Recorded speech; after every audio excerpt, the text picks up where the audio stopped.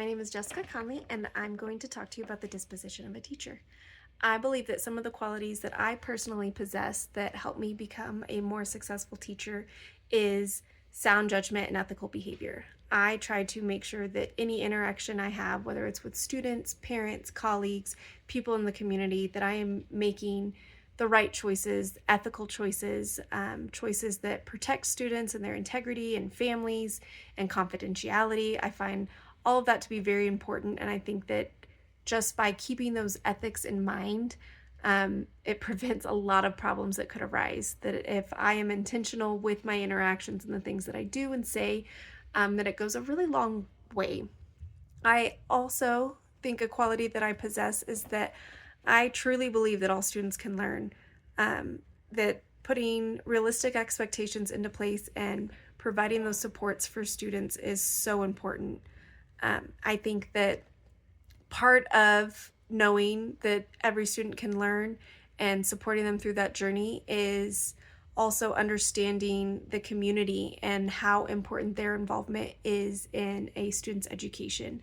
That you could tell them all day long that you believe that they could do it, but with the struggles that they have outside of the school, they may not believe you. And so partnering with your community and with your parents and sharing the same narrative can be a game changer. That's why it's so important to me to allow people into my classroom. I have found that people in the community might hear a different narrative about what may be happening in the classroom or the things that we may be teaching, and that's not always the case. That sometimes the best way to handle that is to open your door and allow them to come in, whether that's through observing, whether that's through volunteering and helping in some capacity. I just think that that really solves a lot of the problems is when you partner with the community, when you have clear communication. That also applies with that servant leadership of, just being out there and serving the people that you are teaching and serving them and their children. I just believe that those partner together to show students that they can learn and become better. And the best way to do that is to support students' curiosity and let them engage in active inquiry. Let them be the ones to explore the things that they're interested in and support them through that in their learning and help them grow. I think one area that I definitely can grow in my own education would be the cultural diversity of the community. I personally have only worked at a predominantly white school. So I haven't had as much opportunity to work with diverse families as I might like. I am moving schools this next school year, and I'm hoping that that changes a little bit.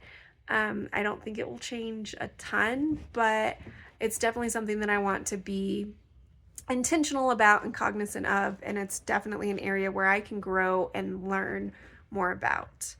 A professional educator is someone who is a role model. We are who students look up to, whether they realize it or not. We are the ones modeling things day in and day out. And that's something that we have to hold on to and keep in mind at all times, whether we're having a bad day or, things are going rough. We have to keep in mind that we are still held to a higher standard, and we are still have people looking up to us. The professional code of ethics is definitely something that we should always keep in mind and be following those rules.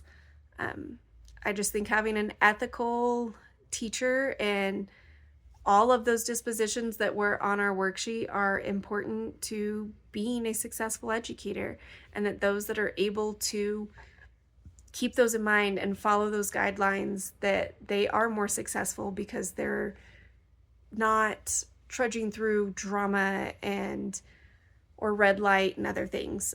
So it's really important that we always keep that in mind. Thank you.